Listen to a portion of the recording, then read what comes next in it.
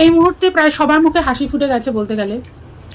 অন্নপূর্ণা যোজনার টাকা প্রায় প্রচুর মহিলারা পেয়ে গেছেন, কিন্তু এখনো অনেকের। সমস্ত গৃহবধূদেরকে উদ্দেশ্য করেই বলছি, আজকে অন্নপূর্ণা ভান্ডারের আরেকটি কথা নিয়ে অগ্নিমিত্রা পাল মহাশয়াকে আমি কিছু বলতে এসেছি। তাই তোমরা মাসের প্রথম দিকে আসেন, কিছুদিন থাকেন, আবার ফুট করে কেটে পড়েন। সে যাই হোক, তা বলছি আমাদের মাননীয় শুভেন্দু অধিকারী মহাশয়ের কাছে স্যার হাত জোর করে অনুরোধ করছি, আপনি 3000 থেকে 1500 ফিরে আসুন বা 1000-এ যান। তাহলে লাস্ট পর্যন্ত কি দাঁড়ালো? অন্নপূর্ণা যোজনার জন্য সব থেকে অযোগ্য, সব থেকে বড় লোক হলো। আমি আপনাদেরকে দেখাবো অন্নপূর্ণা ভান্ডারকে কেন্দ্র করে শুভেন্দু অধিকারীর একই হাল, যা আপনারা দেখলে অবাক হয়ে যাবেন। তো আজকের এই ভিডিওগুলো অত্যন্ত গুরুত্বপূর্ণ, তো আমি আশা করবো যে আপনারা সম্পূর্ণ ভিডিওটি দেখবেন। আর এই সম্পূর্ণ ভিডিওটি দেখলেই বিস্তারিত জানতে পারবেন। আর এই ভিডিওগুলো দেখানোর আগে আপনাদের কাছে আমার ছোট্ট একটি রিকোয়েস্ট, আপনারা যদি চ্যানেলে নতুন হয়ে থাকেন তাহলে নিত্য আপডেট নিউজ সবার আগে পেতে আমার এই চ্যানেলটি সাবস্ক্রাইব করে আমার সাথেই থাকুন। আর এখন চলুন কথা না বাড়িয়ে আমরা এক এক করে ভিডিওগুলো দেখে আসি। ও সরকার, তাহলে লাস্ট পর্যন্ত কি দাঁড়ালো? অন্নপূর্ণা যোজনার জন্য সব থেকে অযোগ্য, সব থেকে বড় লোক হলো সরকারি কর্মচারীর ফ্যামিলির, মানে সরকারি কর্মচারীর পরিবারের মানুষজন। হ্যাঁ, একদম আদানি আম্বানির থেকেও এরা হলো বড় লোক। কারণ সরকার আদানি আম্বানিকেও জমি কেনার সময় একটু ছাড় দেয়, কম টাকায় জমি দেয়, কিন্তু আমাদের সরকারি কর্মচারীর ফ্যামিলির জন্য সরকারের কাছে কোনো ছাড় নেই। আমরা এক্সট্রা কোনো সুযোগ সুবিধা পাবো না, ওই শুধু একটাই কি, সরকারি কর্মচারী। বাহ সরকার বাহ। এদিকে অন্নপূর্ণা যোজনার টাকা পাচ্ছে, ব্যবসা করে মাসে লাখের উপর ইনকাম, তাদের বইরা পেল। রাইস মিল আছে, কোটি কোটি টাকার রাইস মিল, 20 থেকে 25 বিঘে জমি তাদের বাড়িতে প্রায় 40-50 ভরি সোনা। তাদের রাইস মিলে কাজ করে 40-50 জন কর্মচারী। পুজোর সময় সেই রাইস মিল থেকে বোনাস দিতে হয় এক একজনকে 15-20 হাজার টাকা। তাদের বাড়িতে কি সুবিধা নেই? গাড়ি বাড়ি, মানে সমস্ত যা কিছু মানুষের আধুনিক যা যা লাগে সমস্ত। এমনকি তাদের বাড়ির বাচ্চা গরমে থাকতে পারবে না বলে জেনারেটর দরকার, বাড়িতে জেনারেটর, দুটো বাড়ি 2 তলা করে। সিটিতে ফ্ল্যাট, সিটিতে এক্সট্রা আরও জায়গা, আরও লোকাল এরিয়া পিচ রাস্তার উপরে জায়গা। তারা নাকি গরিব, তাদের বাড়ির বৌমা হলো গরিব। তাদের বাড়ির বৌমার জন্য 3000 টাকা সরকারের ক্ষেত্রে যোগ্যতা। বলছি তাদের বাড়ির বৌমাটা কি বাড়িতে থাকে না ফুটপাতে থাকে বুঝি? বাহ বাহ বাহ, ও সরকার। তাই এটা আপনার ঝাড়াই বাছাই, এতদিন ধরে এই আপনি ঝাড়াই বাছাই করলেন। ভালো ভালো, আপনার নিয়মে যদি এটা ঝাড়াই বাছাই হয়, তাহলে আমাদেরও একটা কথা শুনে রাখুন।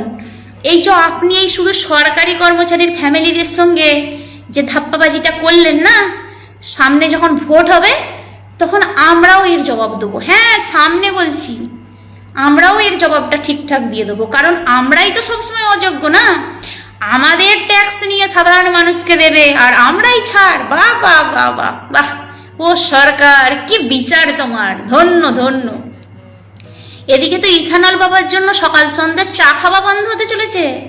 45 টাকার চিনি 3 মাসে 60-65, কি উন্নতি! আহা হা হা, এবার তো সেঞ্চুরি করবে। সরষের তেল সে তো ডবল সেঞ্চুরি হয়ে গেছে, পুজোর আগে আরও বাড়বে। তবে কিছু মানুষের একদম গায়ে লাগছে না, বিশেষ করে ভক্তদের। এসব কথা মুখে উচ্চারণই করে না, কারণ তাদের মনে হয় টাকা দিয়ে কিনতে হয় না, তারা সব ফ্রিতে পায়। তা ভালো, তবে আমাদের খুব কষ্ট করে কিনতে হয়, কারণ আমরা তো সরকারি কর্মচারী, আমাদের মাস গেলে পেমেন্টটা ফিক্সড থাকে। মানে ওই কোথাও থেকে মারা টাকা তো নয়, যেটা পেমেন্ট সেটাই থাকে, বাড়াও নয় কমাও নয়, আমাদের তার মধ্যেই সমস্ত কিছু অ্যাডজাস্ট করতে হয়। পড়াশোনা থেকে ছেলেদের, বাড়ির খাওয়া দাওয়া থেকে, গুরুজনদের দেখা থেকে, সব কিছু দায়িত্ব আমাদের ওর ভেতরেই করতে হয়। ঠিক আছে, ভালো। আমরা যখন অযোগ্য, আর তো কিছু বলার নেই, তা বলবো একটু দেখবেন। আর যারা আমার এই কথাটা বিশ্বাস করবেন না, তাদেরকে বলবো আমার সাথে একটু যোগাযোগ করবেন, অ্যাড্রেস সহিত প্রমাণ করে দেবো যে মিথ্যা কথা বলছি না সত্যি কথা বলছি। কোটি কোটি টাকার রাইস মিলের মালিক, তার বাড়িতে একটি মাত্র বৌমা, আহারে শখের বৌমা, সে নাকি খুব গরিব মানুষ, যোগ্য অন্নপূর্ণার জন্য। বাহ বাহ বাহ। যেই না আগস্ট মাস পড়েছে, মা অন্নপূর্ণা আবার টুক করে চলে এসেছে। আবার এই মাসের কটা দিন থাকবে যে আবার ফুরুত করে কেটে পড়বেন, আবার সেপ্টেম্বর মাসে আবার আসবেন। মানে উনি ঠিক সেই অদৃশ্য মানে দেবতারতে পরিণত হয়েছে, তাই না? মাসের প্রথম দিকে আসেন, কিছুদিন থাকেন, আবার ফুট করে কেটে পড়েন। সে যাই হোক, তা বলছি আমাদের মাননীয় শুভেন্দু অধিকারী মহাশয়ের কাছে স্যার হাত জোর করে অনুরোধ করছি, আপনি 3000 থেকে 1500 ফিরে আসুন বা 1000-এ যান, কিন্তু স্যার সবাইকে দিন। মোটামুটি রাস্তাঘাট সব অবরোধ করে দিয়েছে, সেখান দিয়ে মানে আর বাস টোটো মনে হয় বন্ধ। এবার বলছে রেল লাইন, যা শুনতে পাচ্ছি রেল লাইনে শুয়ে পড়বে, তাহলে রেলও অবরোধ হলো। হ্যাঁ, পড়ে রইলো ওই বিমান। তা স্যার বিমানে করে তার প্রতিদিন ওই প্লেনে চড়ে তো স্যার আর ওই হাট বাজার ছেলে মেয়েকে স্কুল মানে দিয়ে আসা নিয়ে আসা করবো না, তার জন্য তো রাস্তাঘাটই দরকার। এবার যে স্কুটি গাড়ি ওইসবে যাবো, সেও তো রাস্তা যদি অবরোধ করে সেও যেতে দেবে না। তাহলে এবার কি উপায় স্যার বলুন? এবার আপনি এতদিনে আর আপনি আগেই বুঝবেনই কি করে যে সরকারের এই 8 লক্ষ কোটি টাকা ঋণ, এটা তো আর আপনি আগে থেকে আপনার পক্ষেও বোঝা সম্ভব না। আপনি দায়িত্বে এসেছেন, তারপর দেখছেন যেখানে পা দিতে যাচ্ছেন ভিতরে ঢুকে যাচ্ছেন, আবার কষ্ট করে উপরে উঠছেন। কিন্তু স্যার এটা এখন কেউ শুনবে না, বুঝবে না। ওই যে আপনি বলে দিয়েছেন 3000 টাকা দেবো, আর তার থেকেও বড় দোষ মাননীয়াই করে দিয়ে গেছে সবাইকে ভাতা নির্ভর। কথাটা না খুব তেতো হলেও কথাটা কিন্তু খুব বাস্তব সত্যি, একটু ভেবে দেখো তোমরা। মানে যাদের দেখো কর্ম করে খাওয়া, মানে জানে যে কাজ করে খেতে হবে, কিচ্ছু করার নেই আমাদের কাজ। এবার যদি বলো যে হ্যাঁ সরকারি চাকরি, তাই তাদের কিন্তু সে জানে যে বাঁধা রুটিন, তাদেরকে সকালে উঠে ডিউটি যেতে হবে, বিকেলে ফিরতে হবে, বা আবার পরের দিন ওই এক রুটিন। তাদের কিন্তু কোনো অসুবিধা নেই এইসব নিয়ে, তাদের মোদিজিকে নিয়েও কোনো অসুবিধা নেই, তাদের সরকার মানে নতুন সরকার নিয়েও কোনো অসুবিধা নেই। কারণ তাদেরকে তো পুরনো সরকারের আমলেও কর্ম করে খেতে হয়েছে, নতুন সরকারের আমলেও কর্ম করে খেতে হয়েছে, এক জিনিস। কিন্তু যারা ওই যে ভাতা নির্ভর হয়ে শুয়ে বসে পেয়ে গেছে, মানে একটা পরিবারে যদি 5 জন থাকে, পুরুষও বেকার ভাতা, লক্ষ্মী ভান্ডার, বিধবা ভাতা সব পেয়েছে, বউও পেয়েছে, তার মাও পেয়েছে, ছেলে মেয়ে সবাই মোট মিলিয়ে চালিয়ে দেখা গেছে একটা বাড়ি থেকে মোটামুটি 12-14 কি 15,000 টাকা, মানে একটা ছোটখাটো চাকরির সমান মাইনে ঢুকে, মানে টাকা ভাতা ঢুকে গেছে। তো তারা কাজ করে খাবে কেন? তাদের কর্মসংস্থান ওইসবের দরকার নেই। তাদের ছেলে মেয়ে বেকার থাক, যাই থাক, যেমনই থাক, মানে তাদের ওসব ভাতা নিয়ে মতলব। ভাতা তাদের চাই, আর ওই টাকা মানে মোটামুটি একটা এস্টিমেট ওই টাকাটাই চাই। ওই লোভেই কিন্তু স্যার আপনাকে নিয়ে এসেছে। এবার মানুষ মাত্রই লোভী। এই যেমন আমরা দিকে যদি আজকে একটা জিনিস দেওয়া হয়, কাল যদি না দেওয়া হয়, সে তো আমরাও এরকম করবো, সেরকম হয়ে গেছে সবাই। মানে ওরা তো ওটা ক্রমাগত পেয়ে এসেছে, তাদেরকেও তো কিছু দোষ দেওয়া যায় না, তারা ওটাতেই নির্ভরশীল হয়ে গেছে। তো এবার আপনার কাছে অনুরোধ করছি স্যার, কমিয়ে দিন, কিন্তু সবাইকে দিন। এই ভেরিফিকেশন, এই যোগ্য অযোগ্য বিচার করতে করতে সব সময় চলে যাচ্ছে, মানুষ একবারে মানে আর কোনো দেবতা বাকি নেই। কালীর রূপ ধরবে পড়েছিল, সেইটাও ছাড়িয়ে চলে গেছে। এখন কোন লেভেলে গেছে, কোন পর্যায়ে গেছে, সে আপনি ধীরে ধীরে বুঝতে পারবেন। এই যে কোন দিকে যাচ্ছে, আপনি কিন্তু নিজেও বুঝতে পারছেন না যে এটা কি হতে চলেছে স্যার। মানে মাননীয়া যে ঋণ করে গেছে, কি করে গেছে, সে কিন্তু কেউ দেখবে না, ওটা কিন্তু আপনাকেই বলবে যে আপনিই তো দায়িত্ব না, আমরা কেন দেখতে যাব, আপনিই বুঝবেন। এটার দায় কেউ নেবে না, আপনাকেই নিতে হবে, এটাই বাস্তব। কিন্তু স্যার কমিয়ে দিন, কিন্তু স্যার সবাইকে দিন। হ্যাঁ, এই ভিডিও, সোশ্যাল মিডিয়া ভিডিও একজন দেখছি দিদিভাই এসে বলছে ওনার নাকি ব্রেস্ট ক্যান্সার।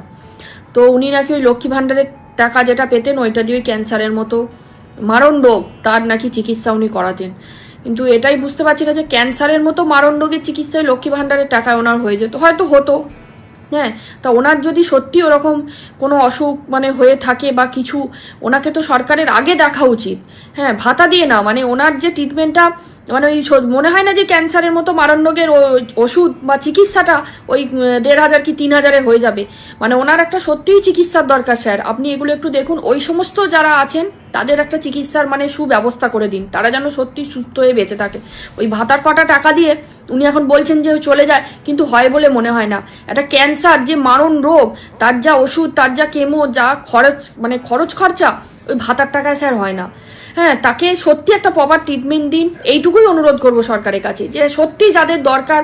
হ্যাঁ, ওই ভাতা দিয়ে তাদের মনে হয় হবে বলে মনে হয় না, উনি কি বেশিকে বলেছেন জানি না। কিন্তু স্যার যদি এরকম যারা আছেন তাদের সবাইকে একটা সুব্যবস্থা, সুচিকিৎসা দিন, যে হ্যাঁ তারা সেই মানুষগুলো যেন, গরিব অসহায় মানুষগুলো যেন বেঁচে থাকে। আর সত্যি যারা গরিব অসহায় দুস্থ আছে, সত্যি অনেকেই পায়নি, তারা যেন খুব শীঘ্রই পায়, দ্রুত পায়, তাদের দিকটা আপনি একটু দেখুন। আপনার কাছে এটা মানে করো জোর করে অনুরোধ, যে মানে সত্যি যাদের দরকার, যারা এখনো পর্যন্ত পায়নি, অনেক দুস্থ মানুষ আছে, হয়তো তাদের এইটা দিয়েই চলতো, বা তারা আশা করেছিল যে 1,500 টাকা এইটুকু হতো, তাহলে একটু বেশি কিছুই আশা করা যায় যে না আজ এই হয়তো এইটুকু খেতে পেতাম, কাল আর একটু বেশি ভালো খেতে পাবো। সত্যিই তাদের দরকার। হ্যাঁ, তাদেরকে আগে দিন, তাদের ব্যবস্থাটা আগে করে দিন। মানে আপনার কাছে আর এর বেশি আর কিছু বলতে পারলাম না। বড় জোর করে অনুরোধ করছি, ওই সমস্ত দুস্থ মানুষ যাদের চিকিৎসার দরকার তাদের ওই ভাতা দিয়ে নয় স্যার, তাদেরকে ওই মানে সুচিকিৎসাটা দিন। আর যাদের সত্যি এই টাকাটার প্রয়োজন, এই মুহূর্তে প্রায় সবার মুখে হাসি ফুটে গেছে বলতে গেলে। অন্নপূর্ণা যোজনার টাকা প্রায় প্রচুর মহিলারা পেয়ে গেছেন, কিন্তু এখনো অনেকের পাওয়া বাকি আছে। তো তারা সকলে আশা করছি 20 তারিখের মধ্যে পেয়ে যাবেন।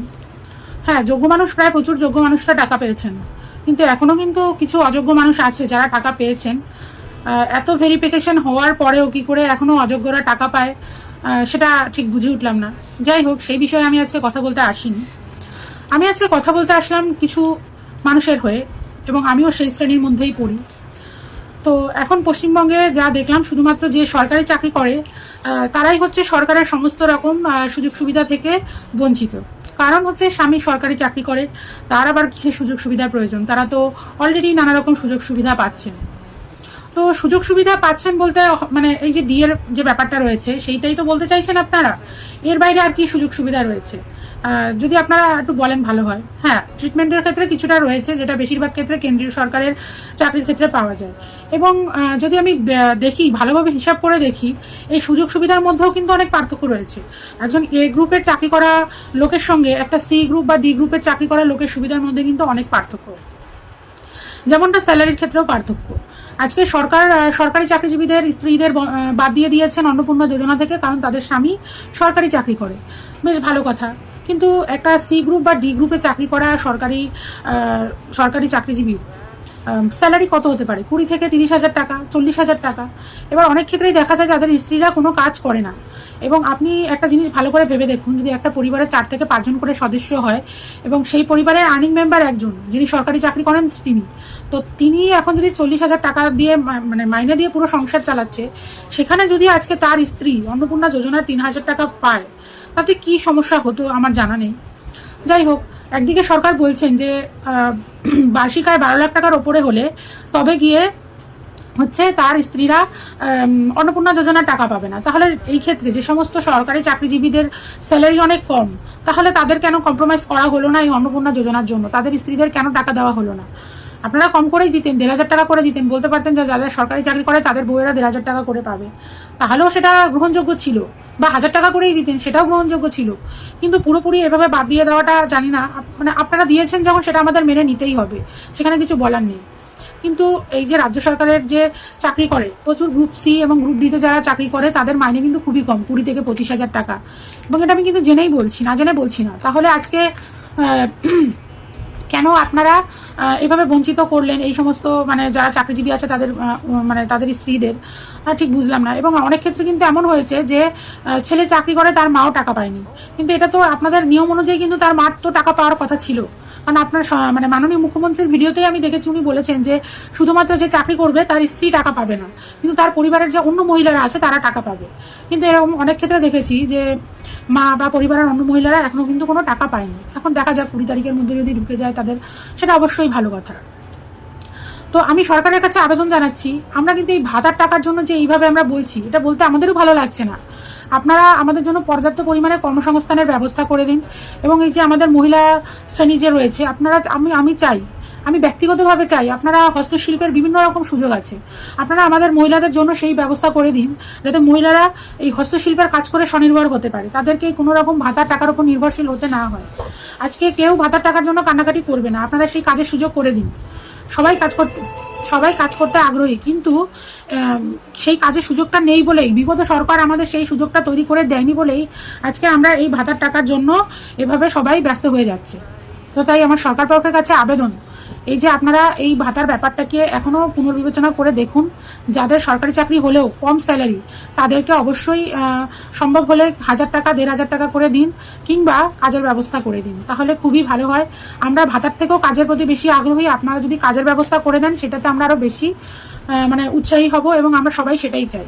আর এই পরিবর্তনের জন্যই তো আপনাদের উপর আমরা ভরসা করেছি। সমস্ত গৃহবধূদেরকে উদ্দেশ্য করেই বলছি, আজকে অন্নপূর্ণা ভান্ডারের আরেকটি কথা নিয়ে অগ্নিমিত্রা পাল মহাশয়াকে আমি কিছু বলতে এসেছি। তাই তোমরা একটু শেয়ার করে পাশে থেকো, যাতে এই বার্তাটা অগ্নিমিত্রা পাল অবধি পৌঁছায়। কালকে মাননীয় অগ্নিমিত্রা পাল বলেছেন, যারা ইনকাম ট্যাক্সের আওতায় রয়েছে তাদের স্ত্রীরা অন্নপূর্ণা ভান্ডার পাবে না, বা যাদের 4 চাকা রয়েছে তাদের স্ত্রীরাও অন্নপূর্ণা ভান্ডার পাবে না। এবার প্রথমে ইনকাম ট্যাক্সের কথাটাই আসি। যে ইনকাম ট্যাক্সগুলো প্রত্যেক বড়লোক স্বামীর থেকে আপনারা নিচ্ছেন, বা যারা সরকারি চাকরি করছে তাদের থেকে আপনারা ইনকাম ট্যাক্স নিচ্ছেন, সেই ট্যাক্সের টাকায় কিন্তু আপনাদের মাইনাগুলো হচ্ছে। তাহলে সেই ইনকাম ট্যাক্সের টাকায় একটা গৃহবধূ যে সকাল থেকে রাত অবধি সারাদিন পরিশ্রম করে যাচ্ছে, তার স্বামীর জন্য সঠিক টাইমে খেতে দেওয়া, তাদের চান করার জন্য জিনিসপত্র গুছিয়ে দেওয়া, তাদের মুখের কাছে পেস্টটাও পর্যন্ত এনে দেওয়া, বা তাদের বাড়িতে যে শ্বশুর শাশুড়ি রয়েছে তাদের হাগা মুত্তুকুনিও পরিষ্কার করা, পুরো কাজটাই তো করছে। তাহলে সেই ট্যাক্সের টাকার থেকে আপনারা যদি মাইনেটা পান, সারা পশ্চিমবঙ্গ জুড়ে যদি এই ট্যাক্সের টাকায় সব কিছু চলে, তাহলে কেন ঘরের একজন গৃহবধূ সেই ট্যাক্সের টাকার ভাগটা পাবে না? এটা একটুখানি আমাকে বলবেন, এবং আমরা সব গৃহবধূরা আপনার দিকে তাকিয়ে থাকবো এর উত্তরের জন্য। সেকেন্ড, আপনি বলেছেন যাদের 4 চাকা আছে তারা পাবে না, মানে 4 চাকা মানেই তো সে স্বামীর 4 চাকা। মেয়েদের যদি 4 চাকা হতো তাহলে মেয়েরা নিশ্চয়ই কোনো উপার্জন করতো, তার থেকেই নিশ্চয়ই 4 চাকাটা কিনতো। আপনি বলেই দিয়েছেন যেসব সরকারি চাকরিজীবী মেয়েরা আছে তারা পাবে না, আপনি এটা একদম ঠিক কথা বলেছেন। কিন্তু যেসব স্বামী তারা লক্ষ লক্ষ টাকা ইনকাম করছে বা কোটি কোটি টাকা ইনকাম করছে, তার সেই দিকেই যাচ্ছি না, তাদের 4 চাকা আছে, সেই 4 চাকাতে তার স্ত্রীকে হয়তো নিয়ে এপার থেকে ওপারে একটু ঘুরতে গেল, তাতেই কি স্ত্রীর সব কিছু পূরণ হয়ে গেল? নিশ্চয়ই না। সে কিন্তু সেই ঘরে ফিরে সেই গাড়ির থেকে নেমে পড়ি বরের সামনে জলের গ্লাসটা ধরা, শ্বশুর কি খাবে, শাশুড়ি কি খাবে, তার সন্তান কি খাবে, তার পরিবারকে দেখা, সেটা কিন্তু তাকে করতে হচ্ছে। তার জন্য কিন্তু কোনো পে তাকে করা হয় না। আজকে মমতা বন্দ্যোপাধ্যায় যে টাকাটা লক্ষ্মী ভাণ্ডারটা চালু করেছিল, এটা সর্বসাধারণ মেয়েদের জন্য। আপনারা তো 30 লক্ষ মেয়েদেরকে বাদ দিয়েছেন, বা আরও যারা এই এসআইআর এর মধ্যে পড়বে বা ভারতীয় নাগরিক নয় আপনারা বাদছেন, আরও বাদ যাবে। আপনি বললেন সে ঠিক আছে, আপনারা তাদেরকে দেবেন না, কারণ তারা ভারতীয় নয়, তারা এখানে এসে অমুক জায়গা থেকে এসে এখানে বসে খাচ্ছিল, আপনি তাদেরকে কাটছাট করে দিয়েছেন। তাহলে এই ইনকাম ট্যাক্সের কথাটা কেন তুলছেন, বা 4 চাকা গাড়ির কথাটা কেন তুলছেন? আপনারা সঠিকভাবে এটাই বলুন না কেন আমাদের কাছে টাকা পয়সা নেই, আমরা দিতে পারবো না। আপনি অন্তত এই নিয়মটুকু সব ঘরে ঘরে করে দিন, যাতে বর যে টাকা ইনকাম করছে তার থেকে যেন তারা 3000 টাকা করে প্রতি মাসে আমাদের এই গৃহবধূদের ব্যাংকের অ্যাকাউন্টে চলে আসে। তাহলে এত কথাটাই উঠবে না। আপনারা তো মে মাসটাকে দিলেনই না। প্লিজ সবাইকে বলছি একটু শেয়ার করে অগ্নিমিত্রা পাল মহাশয়ের কাছে এই বার্তাটি পৌঁছিয়ে দিন, আর যাতে আমাদের মুখ্যমন্ত্রী শুভেন্দু অধিকারী এই কথাগুলো একটু শুনতে পারে যে ইনকাম ট্যাক্সের আওতায় থাকলেও গৃহবধূদের ইনকাম ট্যাক্স কি দেওয়া হয়? দেওয়া হয় না তো। এই ভিডিওটি বানাচ্ছি আমাদের মাননীয় মুখ্যমন্ত্রী শুভেন্দুদা এবং আমাদের রাজ্যের রাজ্য সভাপতি শ্রমিক ভট্টাচার্যদা, তার জন্য তাদেরকে জাস্ট আমি কয়েকটা রিকোয়েস্ট করার জন্য এই ভিডিওটি বানাচ্ছি। দেখুন, পশ্চিমবঙ্গে আপনারা এসছিলেন ভাতার বিনিময়ে, ভাতার একটা জিগির তুলে। তো পশ্চিমবঙ্গে অন্নপূর্ণা ভাণ্ডার লক্ষ্মীর ভাণ্ডারের বিকল্প হিসাবে এসছিল, এবং তার ডবল বেনিফিট মেয়েরা যাতে করে পায়, মেয়েদের মধ্যে একটা আন্দোলন বা একটা কি বলবো একটা উত্তেজনা সৃষ্টি করে মেয়েদের মধ্যে যে চেঞ্জেস এসছিল তা কিন্তু অন্নপূর্ণা ভাণ্ডারকে কেন্দ্র করেই কিন্তু এসছিল, এবং মহিলাদের মধ্যে ভোটের পার্সেন্টেজ কিন্তু বেড়েছিল শুধুমাত্র এই অন্নপূর্ণা ভাণ্ডার লক্ষ্মীর ভাণ্ডারের বিকল্প হিসাবে।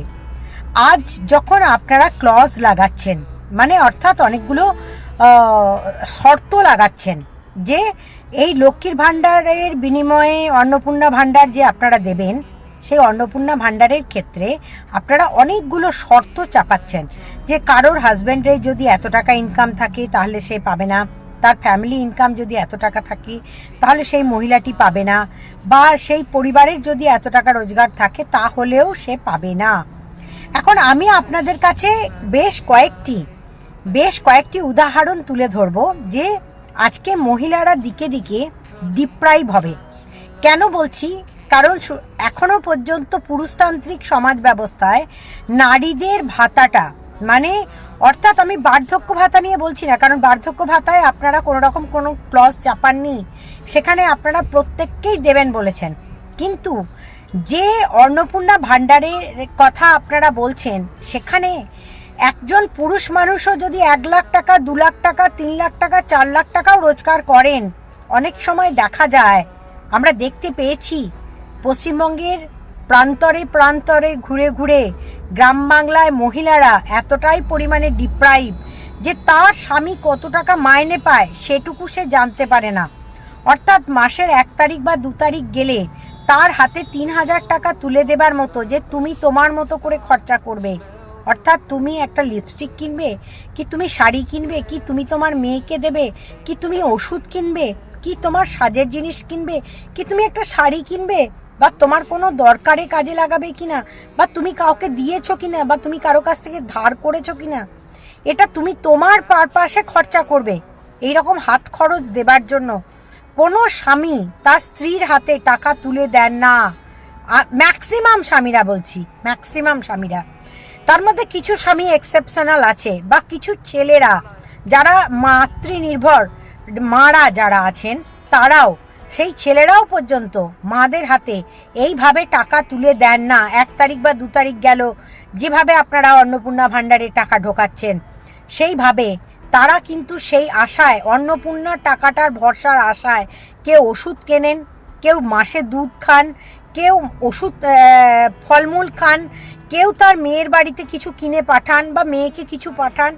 এই ধরনের এই টাকাটার ওপর ডিপেন্ড করে তারা অনেক কিছু করেন।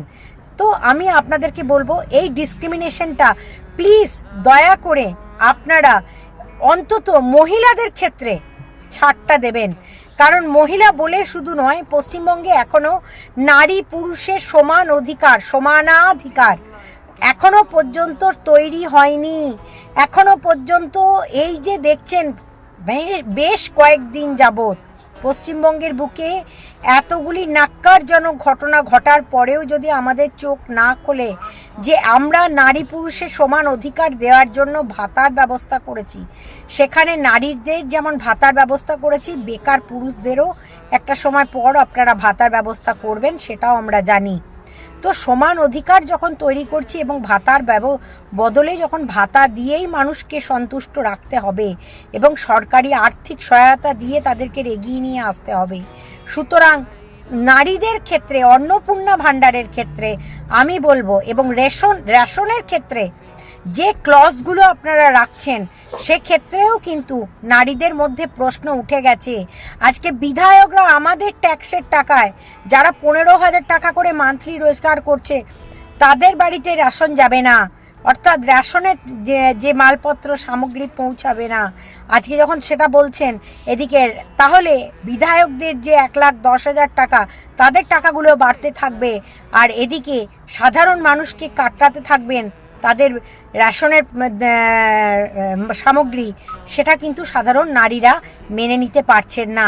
দয়া করে আপনাদের কাছে অনুরোধ, গ্রাম বাংলায় প্রান্তরে প্রান্তরে ঘুরে দেখুন যে অলরেডি 3 মাসের মধ্যে সরকারের মধ্যে একটা অলরেডি সরকারকে নিয়ে ক্রিটিসিজম বা ক্রিটিসাইজ অলরেডি শুরু হয়ে গেছে। কারণ যে কথা দিয়ে কথা রাখতে হবে, কথা দিয়ে কথা রাখার নামই হচ্ছে ভারতীয় জনতা পার্টি।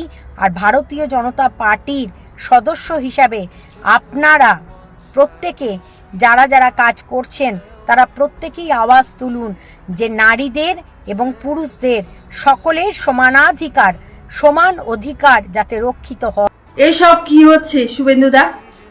প্রতিটি মা বোনের চোখে জল আসছে, প্রতিটি মা বোন রাস্তাঘাটে হাহাকার করছে। এসব কেন হচ্ছে? এসব কি? আজ আমরা আপনাকে বিশ্বাস করে মুখ্যমন্ত্রী করেছি, আজ আমরা আপনাকে বিশ্বাস করে ওই চেয়ারটাতে বসিয়েছি। কেন? আপনাকে আমরা বিশ্বাস করি বলে।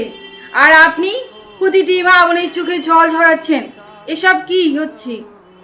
প্রতিটি মা বোনকে রাস্তাঘাটে আন্দোলন করতে হচ্ছে এখনো। আপনি 3 মাস সময় দিয়েছিলেন, 3 মাস তো পেরিয়ে যাচ্ছে, তাহলে কিছু মা বোন পেয়েছে, কিছু পায়নি, এটা তো ঠিক না। পেলে প্রতিটি যোগ্য মা বোন সমান করে পাবে, আর না হইলে কোনো মা বোনই পাবে না।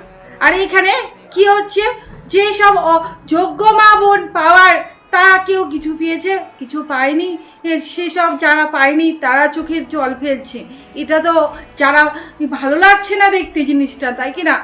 যাই হোক শুভেন্দুদা, আজ আপনি আমাদেরকে প্রতিশ্রুতি দিয়েছেন যে আপনি আমাদেরকে জুনের 1 তারিখ থেকে 3,000 টাকা দিবেন। তাই জন্য আজ কিন্তু আমরা সেই প্রতিশ্রুতির জন্যই আপনার কাছে টাকাটা হাত পেতে চাইছি। আর আপনি যদি সেই প্রতিশ্রুতি না রাখেন তাহলে এটা কেমন দেখায়?